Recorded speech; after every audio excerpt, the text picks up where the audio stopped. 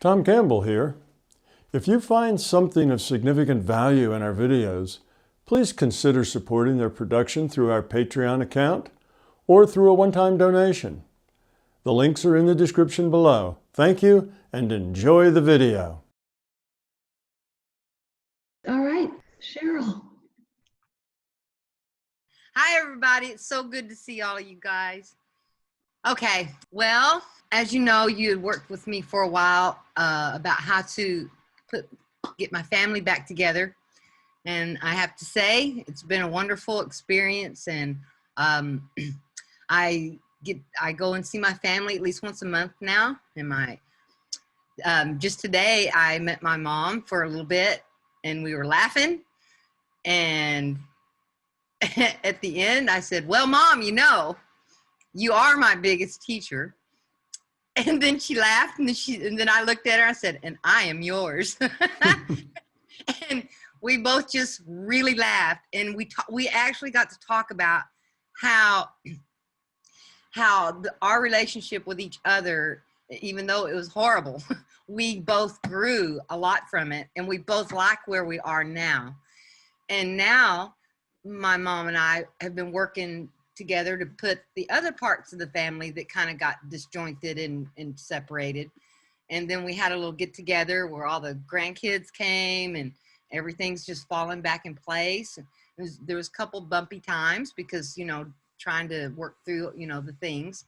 But every time, now the new thing is we just talk about it. If something comes up, we need to talk about it.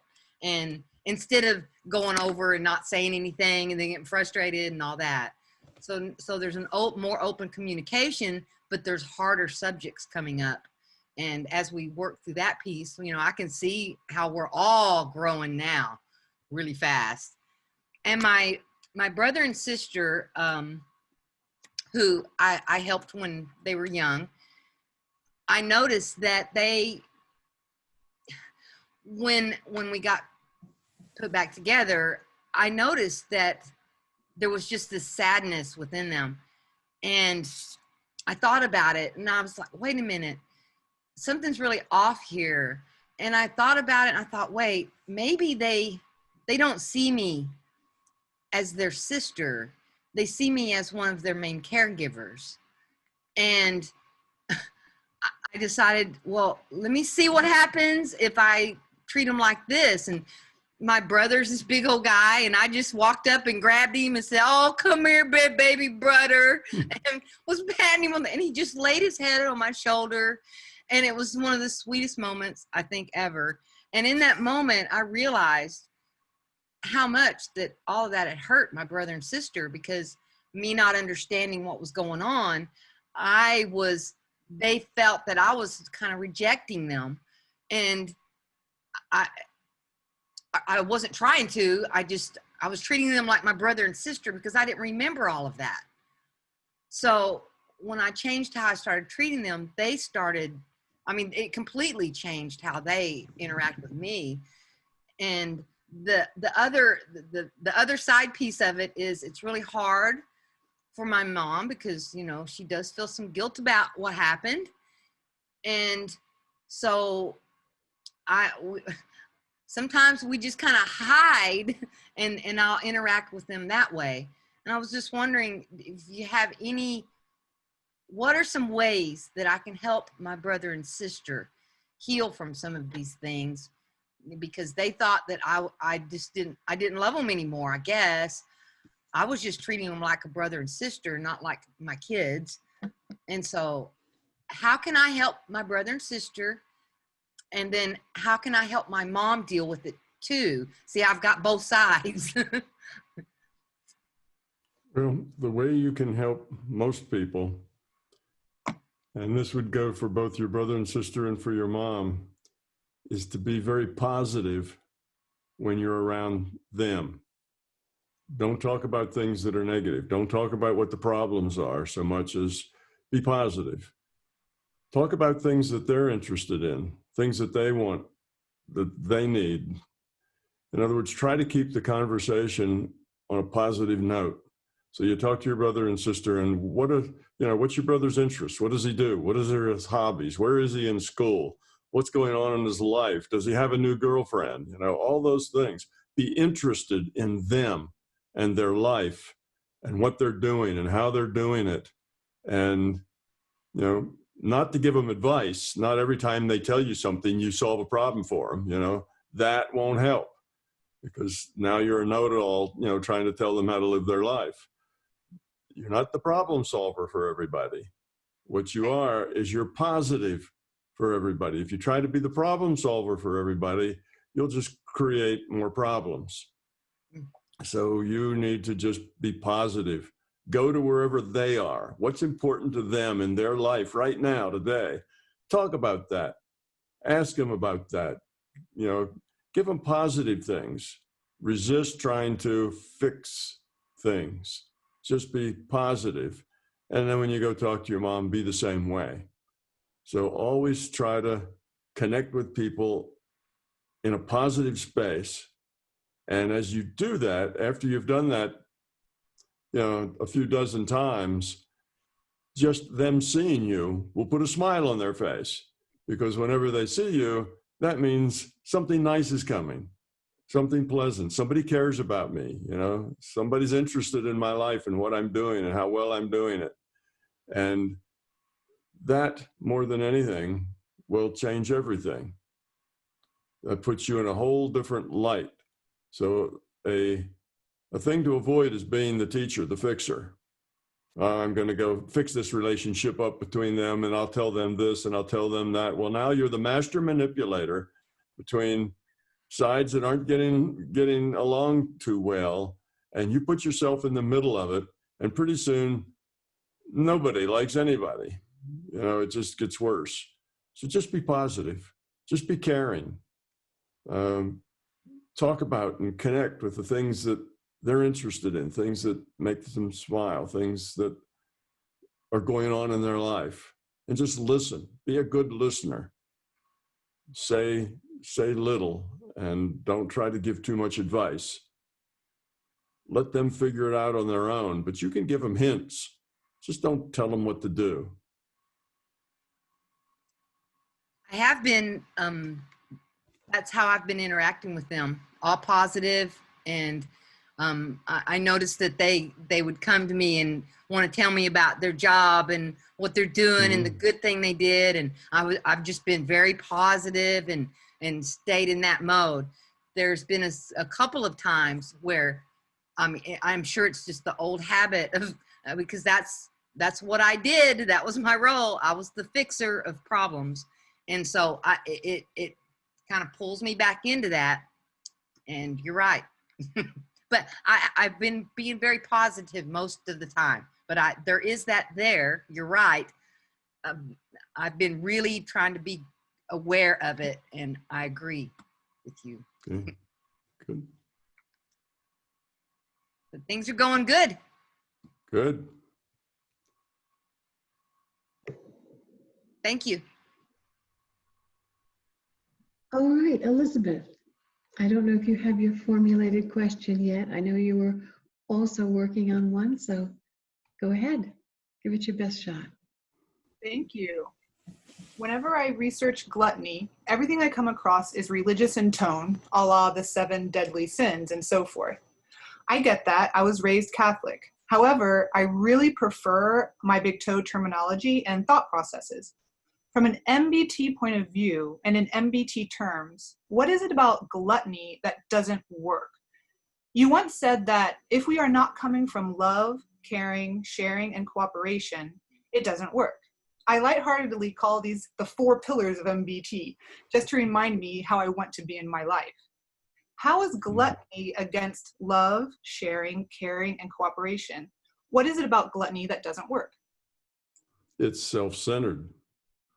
It's all about you. Gluttony is when you want and need more than you really need. In other words, you need to eat maybe 3 good meals a day, but if you eat 6 good meals a day, that's gluttony. That's taking in more, excess. And generally people who are gluttons, whether it has to do with food, which it's often associated with, but you can be a glutton about anything. The hoarders that Jessica was talking about, they're gluttons for money, for wealth, for power. And no matter how much power they get, they need more and more and more. And once they have the first billion, they need another billion really badly, you see, rather than, well, how much do I need, really? And then letting it go at that, or sharing, the rest. So gluttony is very self-centered. It's not about other at all. It's just about you. What do I want? And typically people are gluttonous because they're fearful. They're fearful that they won't get enough. They're fearful that they'll need more later. They're fearful that they're weak. They need more power. They need more whatever, because inside they don't feel very strong. They don't feel very powerful. Even if they really are in the physical world, powerful because of how much, maybe their position or how much money they have or whatever, but inside they don't feel that powerful or that competent, so they need more. So it's just self-centered is the problem. It's not about other at all. So it's fear-based. So it's about need, and it's fear-based. Yes. And you mentioned something coming from the religious background. When you said it's like fearing that you're not going to have enough, that's often talked about and said in ways that are like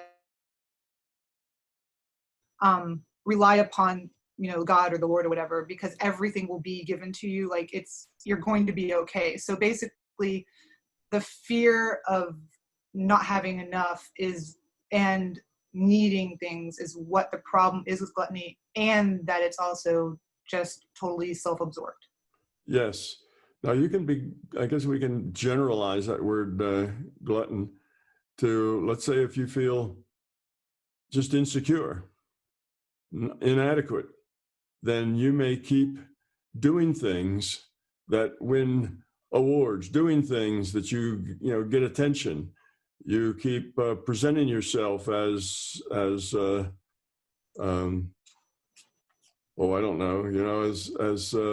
suave and debonair and expectedly, and completely learned, and your own image of yourself is always empty. You always need more. You always need another compliment. You always need somebody to recognize what you've done.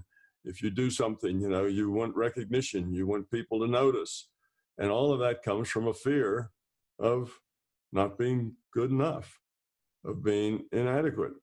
So you have this gluttony for adequacy, you might say. So it doesn't have to be food or stuff. It can be other things as well.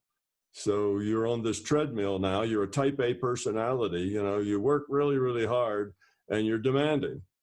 And you do that because it makes you look good in your own mind. It makes you in charge in your own mind. So gluttony can be anything that you need in excess of what your needs actually are, because you have a fear that you're not, you won't have enough. So it's a general thing. It doesn't just have to be about stuff. It can be about almost anything. It's us compensating. See, we feel small, so we want everybody to see us as big. So we try real hard to be big. What's that? The Napoleon complex, right? If you're, and as far as physical size is, you try really hard to be bigger than life because you're really small. So it's that kind of thing. Gluttony just fits into that same thing. It's self-centered, it's self-focused, and it comes basically out of a fear of not having enough, being enough, getting enough attention. Thank you, Tom. You're welcome.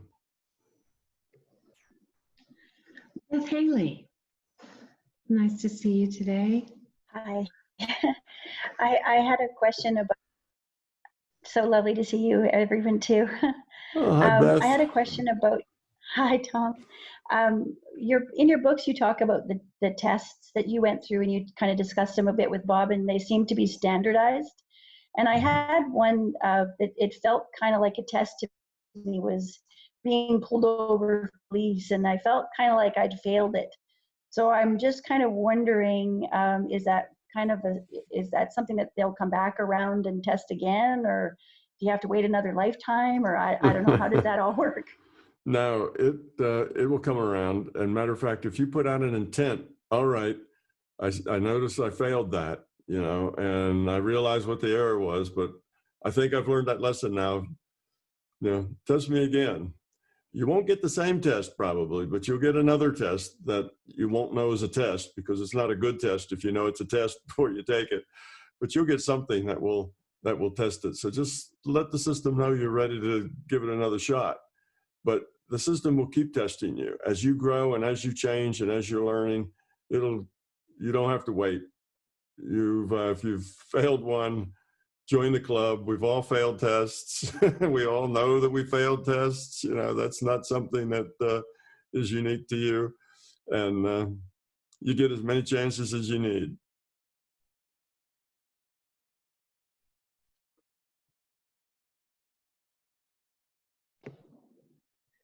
Josh.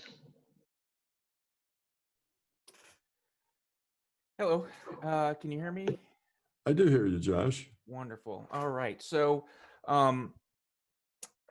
since I've had, since we've had kids, especially in the past like 3 or 4 years, when they're starting to get old enough to where they have activities a lot during the week, then my meditations have been kind of sporadic, and any random NPMR experiences I've had have been kind of gone down to zero. And so I noticed after a couple weeks of in March, my company basically said everybody can work from home. So thankfully, I have a job that I can work from home because of COVID. And so after a couple weeks, I realized that this could be a good opportunity for me to get back on a meditation schedule. And so I've been doing that pretty successfully every day. Successfully in the sense that I've been able to carve out time every day for it. And so I have some questions around that. It's really with the questions are kind of the awareness, intellect, and then thinking. And so let me go to my notes. I know you said before that like when we're meditating and trying to access like the being level, analyzing things is really the kind of the realm of the intellect, and it'll knock you out of kind of that state that you're trying to get into. Does that have any relationship to thinking, particularly thinking in words? I've kind of got it in my head somewhere that, and maybe it wasn't from you, maybe it's just an assumption that I had, that like thinking in words is also the same thing as kind of the intellect. And I'm asking just because I'm not so sure that if that is the case or not. So that's kind of part one. The other is I'm having not a battle, but I'm kind of having a problem with when I go and sit down to try to meditate and kind of calm everything down. I focus on my breath. I've noticed that if I use a mantra, I kind of get lost in thought a little bit too easily. And so I've noticed that if I just focus on my breath, that's a little bit easier for me to not think so much.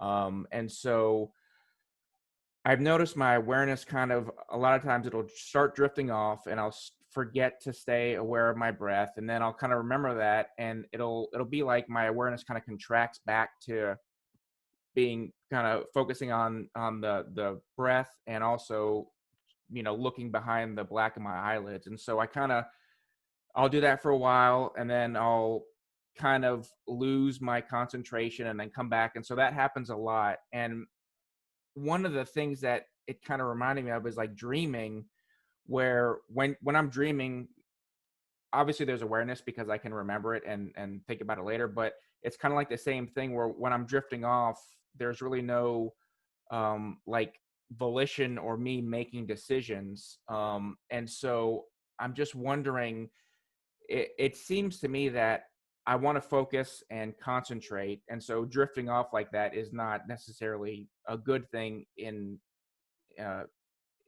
with my goals. But every now and then when kind of I come back, sometimes everything is a lot more quiet now, and I can actually kind of focus without so much mental energy of trying to stay focused, and I can kind of do that, but I don't have control over it. It's just kind of randomly happens every now and then. So I'm just kind of wondering about this drifting off versus kind of knowing and staying on task with focusing on my breath and focusing and not just straying off, as well as the thinking in words. I hope my rambling is good enough for you to get a sense of what I'm getting at. Yeah, I think so. You say getting off task. It helps if you have a real clear definition of what the task is. That helps. And it's good to have a very specific task. If your task is real general, oh, I'm just going to try to grow up, well, that's too general. So you kind of float around with that because you don't really know what that means. You don't know how to interpret that. So you need a task that's clear and a task that is small enough that you can stay focused on it, that you don't wander around and it's within its generality. So that should help some. But you can think in the process. It's not that you have to be thoughtless all the time. What you can do in the theta state, or at the being level, is to give direction. Give yourself direction. What you try to avoid doing is judging and doing analysis. But sometimes you'll need to do a little analysis and judging as you go, because you'll get to a fork in the road and you won't know whether you should go to the right fork or the left fork. In which case, drop out of that intuitive state, that being level state, do your little bit of thinking around that, and then just drop back into it. So you can come and go, and it all happens in seconds. It's not a long, slow process. You can just, in seconds, drop into an intellectual state, do what work you need to do, and get right back to the theta state, to the being level state. So you can do that sometimes, but you can stay in that theta level state, being level state, as long as you're not judging and analyzing. If you're just direct yourself. All right, this is not getting to my task. Let's get back on, if you do those kinds of things, let's get back on task. Let's focus more on it. Or let me just open my mind and see what comes in. Here I have a question, an attitude, a way that I'm not sure. Should I do A, B, or C? Open your mind and see what comes. Or do all three of them. Do A, look at its consequences, and how does that feel? Follow it out for a couple of weeks. Then do B and do the same thing, and do C and do the same thing. So all of that's direction, not judging, not analysis. And you can do all that, stuff while you remain in the being level. So it's not like you need to be blank or you're not doing it right. Now, whether you put it in your mind into words or whether it's just feelings, I would say that just knowing what you mean without actually going to words is probably faster and easier, because you don't have to be so specific. When you get to words, now you have to, you have language issues, not only concept issues, but language issues. So if you stay in a conceptual space, that's probably easier and quicker. Once you get to words, it's a little more distracting. So I would sort of agree that putting it into English words isn't necessarily a good idea, but it's not a terrible idea either. It just depends on how distracting that process is. If it's not distracting for you, then yeah, you can use words. But how much distraction is it to form a really good sentence, as opposed to just have the idea without forming the sentence? I tend to think more in idea space than I do think in sentence, or language space. When I'm working at the being level. Go ahead. No, go ahead. When you're at so my goals, I guess, is that I want to get a good sense of what the being level is. And so I have not, I guess, been forming that intent when I've been sitting down for my meditation. So that's what I will do. That will be my goal. Unless you think it's, I imagine that would be a good kind of task-oriented goal. But as part of that, when you're in the being level, you kind of know you're there, unlike a dream where you kind of don't know you're dreaming unless you do, and then it's a lucid dream, right? But I'm kind of a little bit confused on that because I don't want to analyze it, but on the other hand, you got to analyze it enough to know that, hey, I am in this new distinct state than I usually am when I'm, walking around a PMR. Is that? Yes, that's true. What you'll know is the I am. Here I am. I am here. I am not thinking about work. I'm not thinking about this or that. I just am. I exist, and that will be your awareness. Now, to get more familiar with that being level state, you get there and then jump out of it. You can go, how does this being level state feel? Okay. All that's in your awareness is that you exist. You just are. And now you're thinking about what you're going to do with the children tomorrow. Oh, now I'm back to just being, not thinking about anything. Go back and forth between those a dozen times, and you'll start to get the sense of how they feel. Each one will have its own, I don't know, its own sense of reality, its own feeling. And once you get that idea of the difference between the two, then it's a lot easier. As it is, if you're not too sure what is the difference between those two, then that takes some practice. But just I am. That's all that's going on in your mind. It's not that I am this or I am that. It's just that I am. You exist, you're conscious, you're aware, but you're not processing anything. Okay, that's a being level state. Now you can then process things like go heal somebody or go remote view. You can do those things, and you can stay in that being level state as long as you don't judge and analyze, as long as you use your cognitive function just to direct, and you stay in that being level. So just, go in and out a lot till you get the sense when you're in that being level state, it has a different ambience, a much different feel to it than it does when you're not. And then it'll be easier for you just to drop into it in seconds and not have to pay attention to your breathing or not, because it'll be a place that you've been a lot of times. The more familiar you are with it, then the easier it is to get to. Okay, thank you, Tom. Nambata. Okay, I've got a question for a friend of mine. It's not mine. Is it okay? Absolutely. Okay. It's Mariella, and Mariella is asking the following. Should I leave Berlin because it seems to get more difficult to stay healthy here? Should I, and the second one would be, should I take the secure conservative way, or should I rather be courageous and do my own thing? Yeah. Well, I never tell anybody what to do. At least I try not to ever tell anybody what to do. The doing has to come out of your own free will.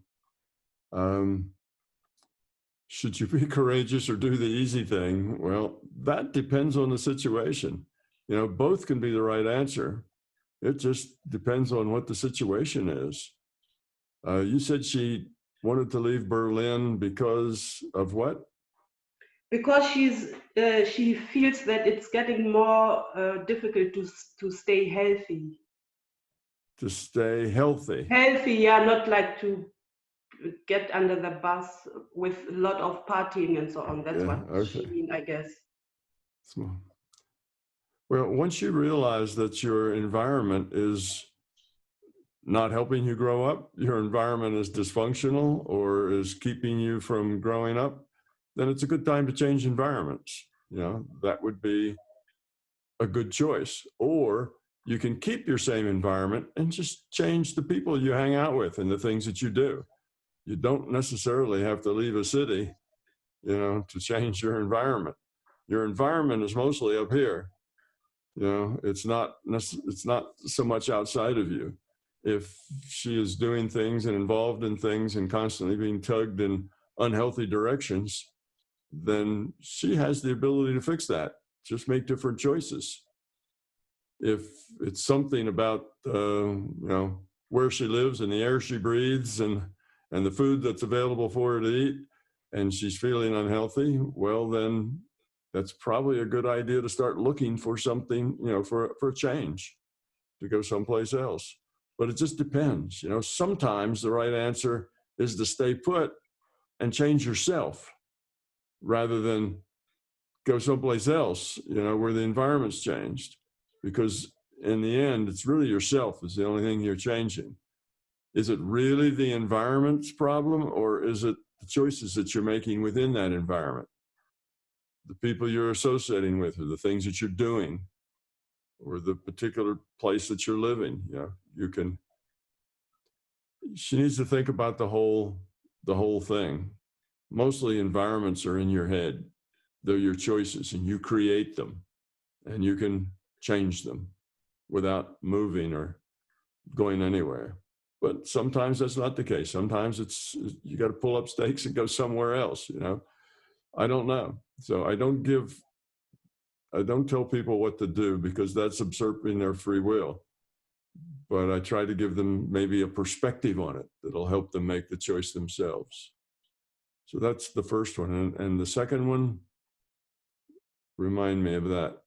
The second one was, should I take the secure conservative way, or should I rather be courageous and do my own thing? Yeah, depends. You know, it just depends what the situation is. You know, but the way she can approach that, to help her approach that choice, is how does each one of those paths affect her growth, her personal growth? How does each one of those paths help her become less self-focused, become more caring, more cooperative, have more fun, be happy, find life joyful? You know, how does that's all on her path of growing up. So she sees one of them as a path that has more to do with growing up. And sometimes often the hard path is the growth path, because it challenges you. But sometimes that's not true. Sometimes it's time to move on, not do the hard thing. So again, it just depends. I don't give answers of what to do, but think of her growth. How is it going to affect her quality of consciousness either way? If you do the easy thing and the sure thing and the secure thing, is there a lot of learning there?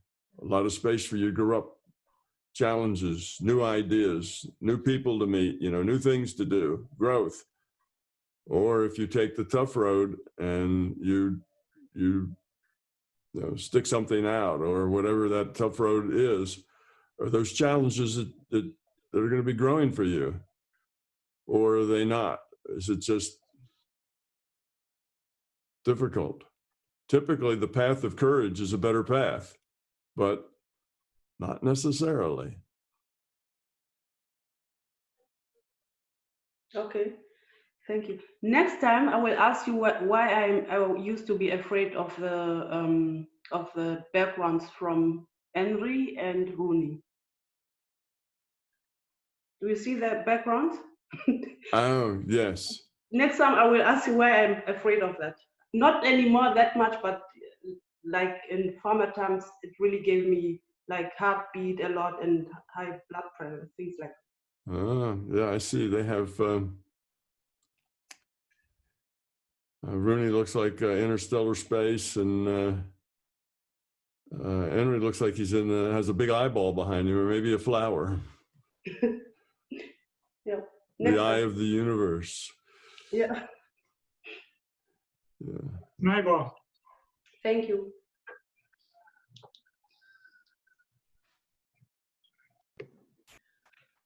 All right, Tina.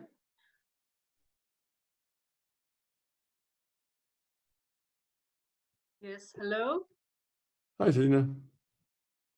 Um, so, my question is, how can I develop my ability for empathy and compassion?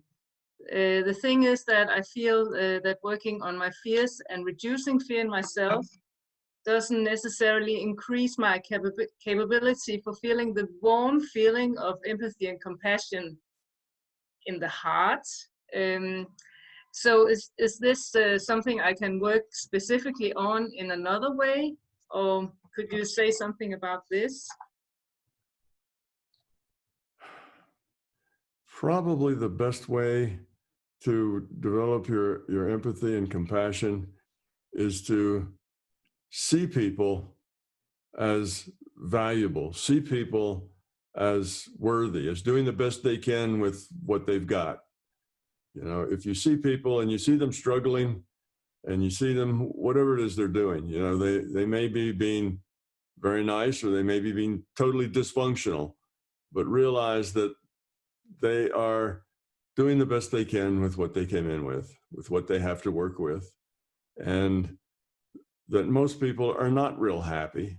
Most people are up to their eyeballs in problems and issues and ego and beliefs and all sorts of things that make them unhappy and make them feel pain and make them feel trapped and make them feel anguish. You know, that's the normal person's life is not a pretty sight for the most part.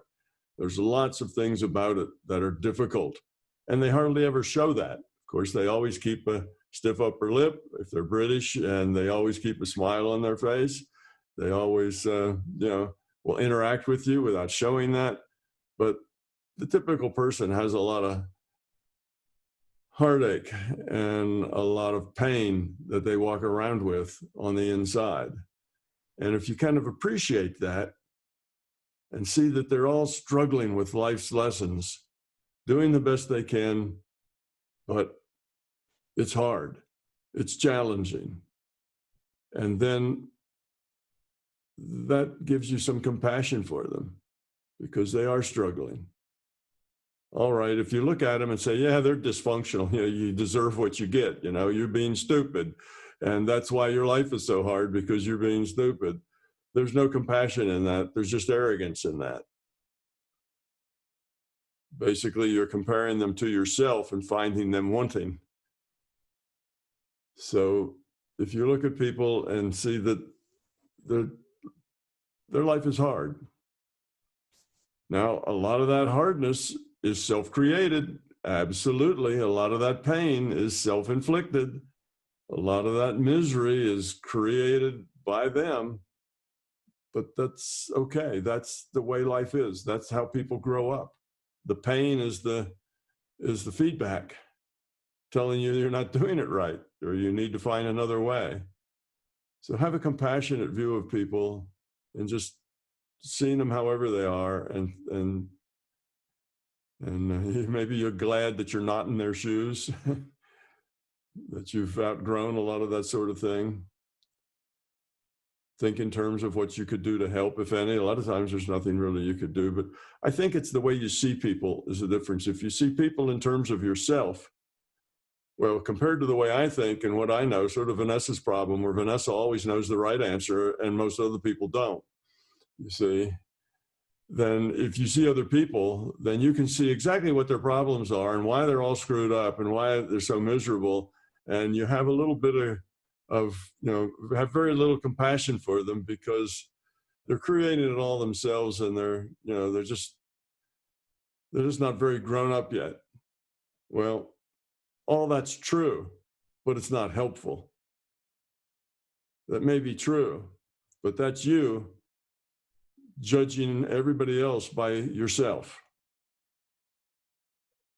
And when we look downstream of ourselves, in other words, where we've been, back when we weren't as grown up as we are now, You know, we can see very clearly what the problems are and what the issues were and where the wrong choices were when we look downstream.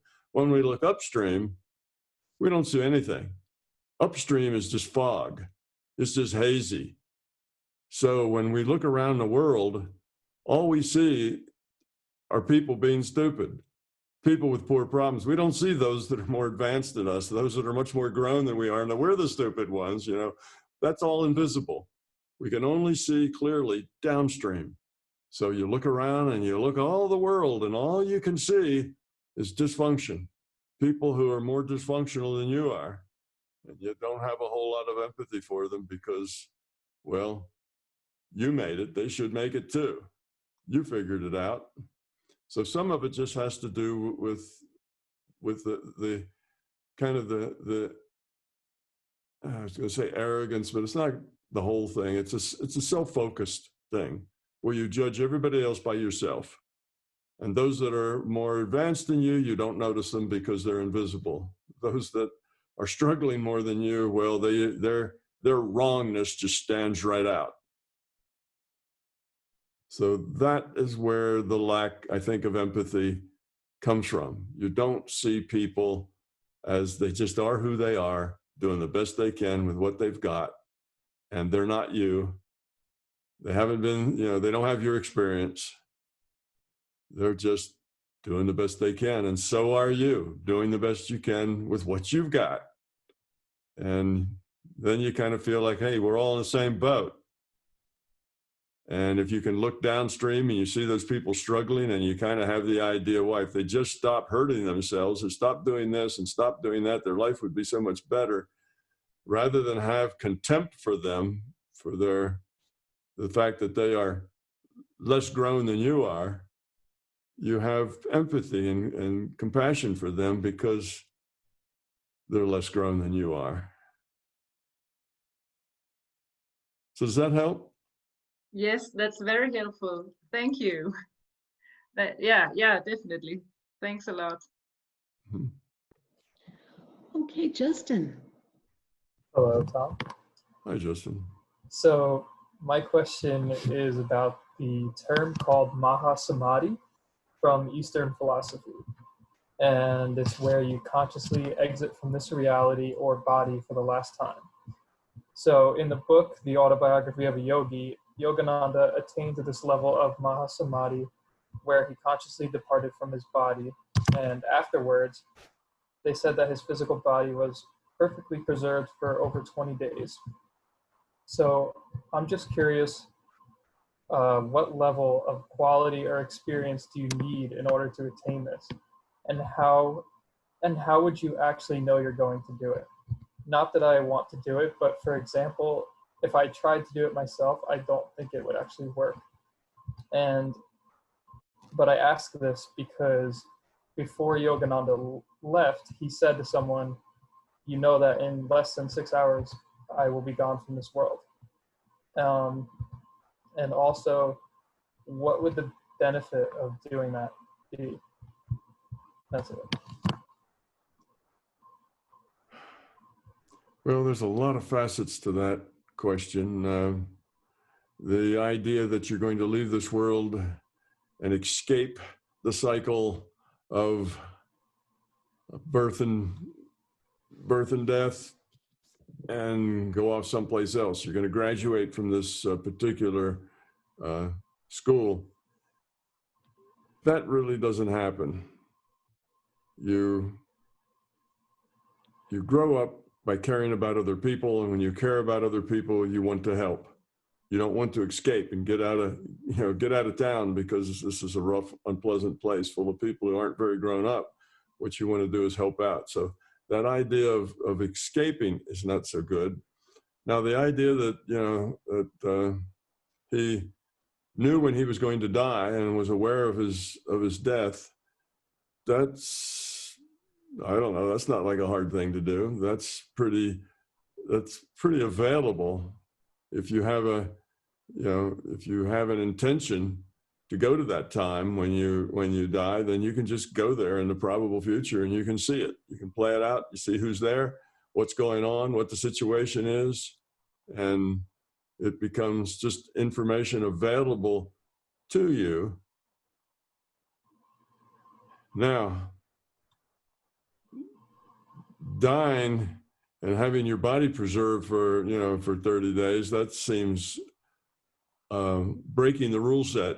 Bodies decay a lot faster than that. So that's just hacking the rule set, if you like, and having something happen that is contra to the rule set. Well, those kinds of quote unquote miracles happen all the time. There's all kinds of things that happen that do break the rule set in special circumstances, just mostly to let other people know that reality is bigger than just what everybody tells us, that we're not necessarily trapped here in a material space, that there's other dimensions that allow other things to happen sometimes. So it's just an eye-opener for the rest of us. It's not going to do him any good. He's gone, whether his body stays for 30 days or 30 minutes, it doesn't matter once he's gone, other than it leaves a lesson for us that often what seems impossible can be possible.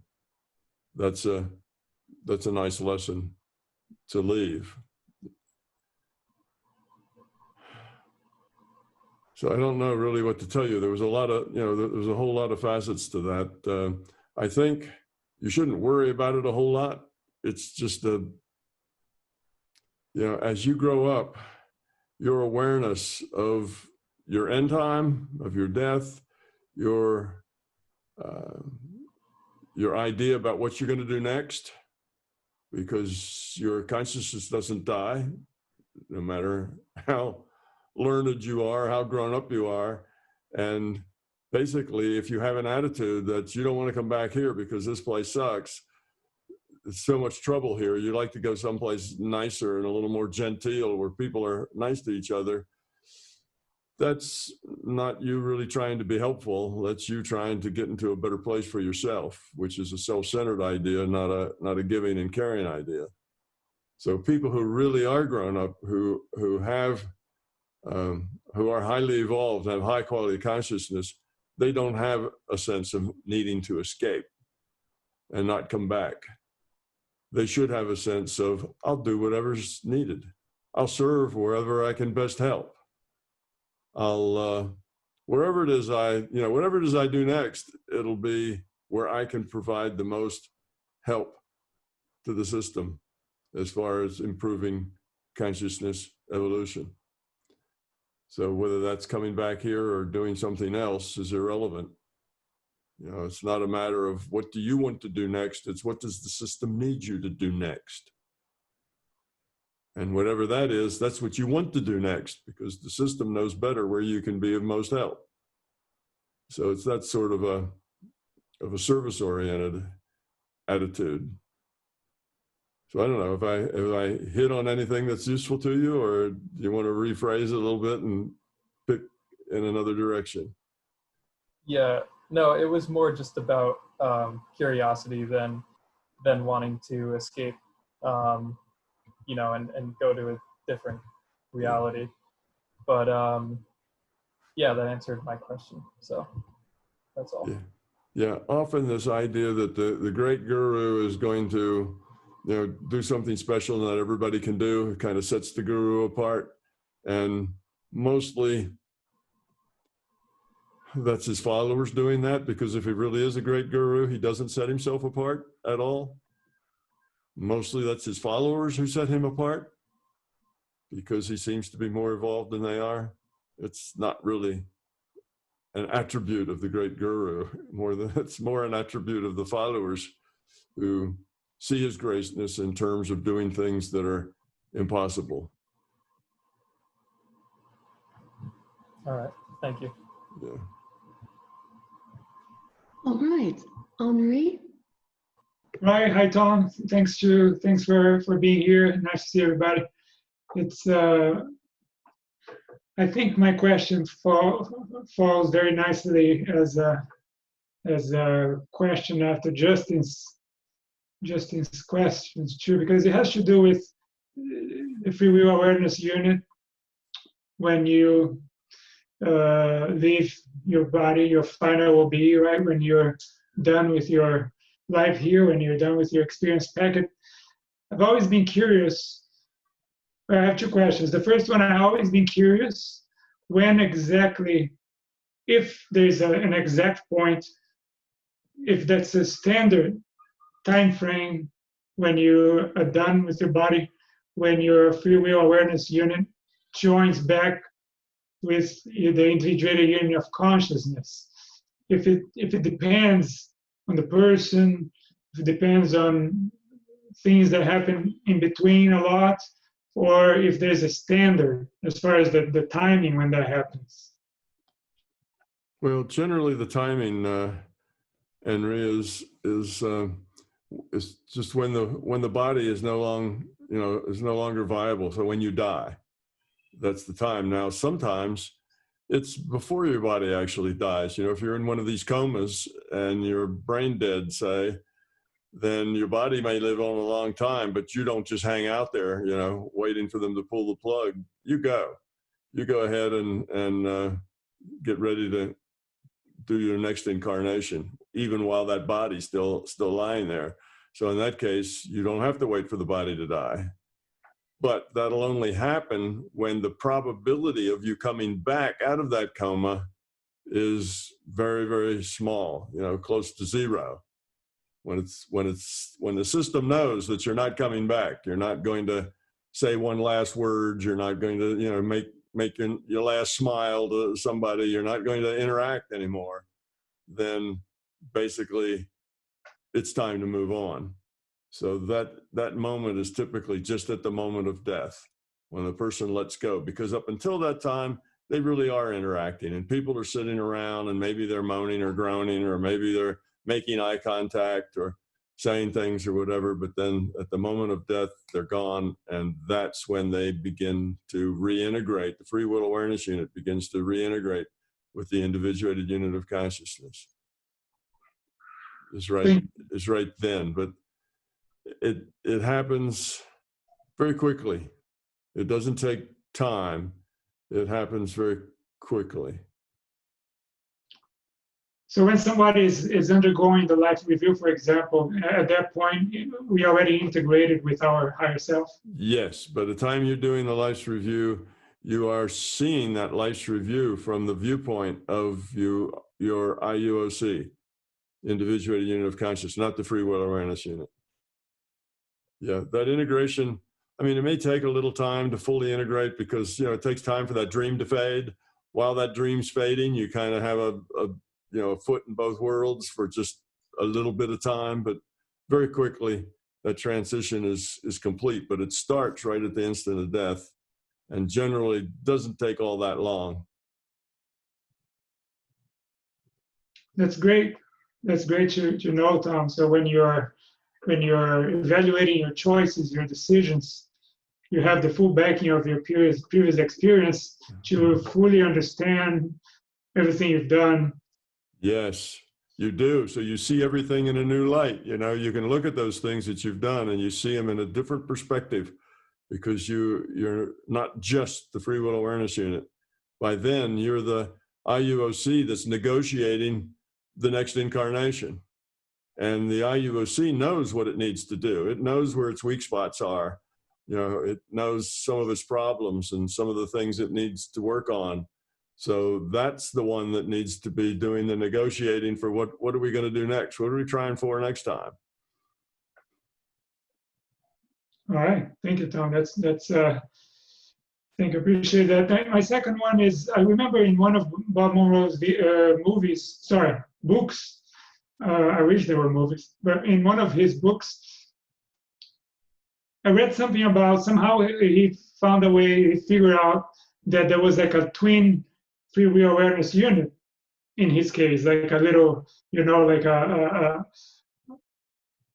a sister based out of the same consciousness. So another free will awareness unit, sort of like, I'm not sure if he was a joke on his part or not, but like a plan B, for him, so to speak, or whatnot.